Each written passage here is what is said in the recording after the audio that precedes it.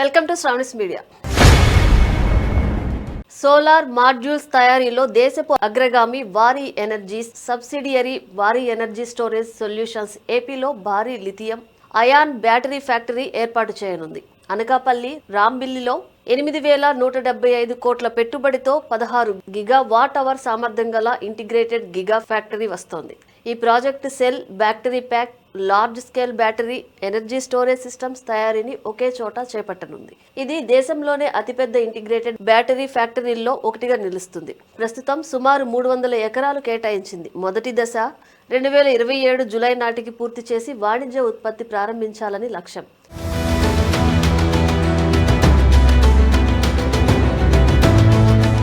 ఈ యూనిట్ ద్వారా సుమారు 3,000 మందికి నేరుగా ఉపాధి అవకాశాలు రాబోతున్నాయి.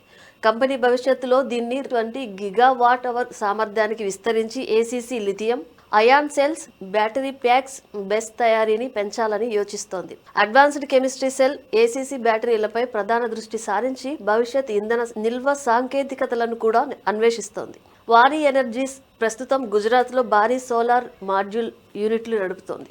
అమెరికాలోని టెక్సాస్లో కూడా మాడ్యూల్ తయారీ సదుపాయాలు ఉన్నాయి.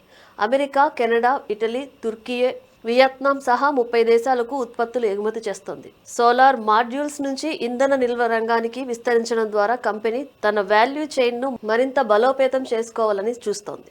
ఈ ప్రాజెక్టు ఆంధ్రప్రదేశ్కు ఖచ్చితంగా పాజిటివ్ అభివృద్ధి, renewable energy integration, grid stability, ఆత్మ నిర్భర్ భారత్ లక్ష్యాలకు దోహదపడుతుంది.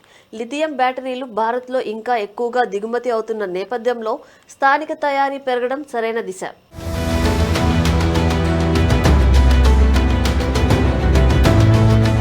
ఈ ప్రాజెక్టు రాకపై గుర్తుంచుకోవాల్సిన అంశాలున్నాయి. 2027 జూలైలో మొదటి దశ పూర్తి అని చెప్పారు. ఇలాంటి భారీ గిగా ఫ్యాక్టరీలు తరచూ ఆలస్యాలు ఎదుర్కొంటాయి. భూ కేటాయింపు, పర్యావరణ అనుమతులు, టెక్నాలజీ ట్రాన్స్ఫర్ వంటి అంశాల్లో ఆలస్యం అవుతోంది. లిథియం డిపెండెన్సీ చాలా కీలకం. సెల్ తయారీలో లిథియం, కోబాల్ట్, నికెల్ వంటి క్రిటికల్ మినరల్స్ ఇప్పటికీ ఎక్కువగా దిగుమతి అవుతాయి. సప్లై చైన్ భద్రత ఒక సవాలు. ఇక ఉపాధి నాణ్యత మరో కీలకం. 3,000 ఉద్యోగాలు వస్తాయని చెప్పారు. కానీ అధిక సాంకేతికత ఉద్యోగాలు ఎంతవరకు స్థానికులకు లభిస్తాయి అనేది చూడాలి. ఇక బ్యాటరీ తయారీలో నీటి వినియోగం, కెమికల్ వ్యర్థాల నిర్వహణపై కఠినమైన నియంత్రణ అవసరం. లేదంటే పర్యావరణవేత్తల నుంచి అడ్డంకులు ఎదుర్కోవాల్సి వస్తుంది.